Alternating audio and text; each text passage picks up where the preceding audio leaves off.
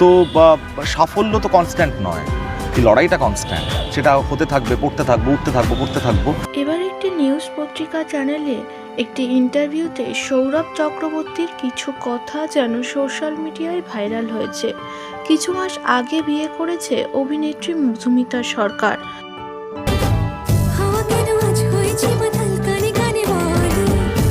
মধুমিতা সরকার ধুমধাম করে বিয়ে করেছে ইন্ডাস্ট্রি জগতের কোনো মানুষকে না, বরং তার কাছের এক বন্ধু দেবমাল্য চক্রবর্তীকে। অন্যদিকে একটা সময় চুটিয়ে সংসার করেছে সৌরভ চক্রবর্তীর সঙ্গে মধুমিতা সরকার। সেই বিষয় নিয়েই এবার কিছু মন্তব্য রেখেছেন সৌরভ চক্রবর্তী। তাকে প্রশ্ন করা হয়, মধুমিতাকে কি আদেও শুভেচ্ছা বার্তা জানিয়েছিলেন আপনি? তারই উত্তর, আপনি কি ব্যক্তিগতভাবে শুভেচ্ছা জানিয়েছেন? তারও কোনো যে প্রয়োজন আছে বলে মনে হয় না। শুভেচ্ছা তো আন্তরিক, যদি শুভেচ্ছা আমি দিতে চাই সেটা অন্তর থেকেই থাকবে, সেটা দেওয়া পৌঁছালো না পৌঁছালো না কোনো ম্যাটার করে না।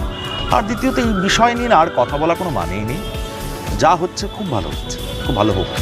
সৌরভ চক্রবর্তী বলেছে, মধুমিতার জীবনে সৌরভ বলে কোনো নাম এক্সিস্টই করে না। মধুমিতা সরকারকে শুভেচ্ছা বার্তা আমার পক্ষ থেকে জানানোর কোনো প্রয়োজন আছে বলে আমি মনে করি না। যেটা হয়েছে ভালোই হয়েছে, ইন ফিউচারে যেন ভালোই হোক।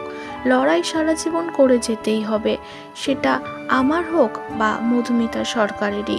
আমি তিক্ততা রাখতে চাই না। পরবর্তীতে বিয়ের সিদ্ধান্তও নিয়েছে সৌরভ চক্রবর্তী। সবকিছু ঠিক থাকলেই সিরিয়ালের নায়িকার সাথেই ধুমধাম করে মধুমিতা সরকারের মতো বিয়ে করবেন তিনি।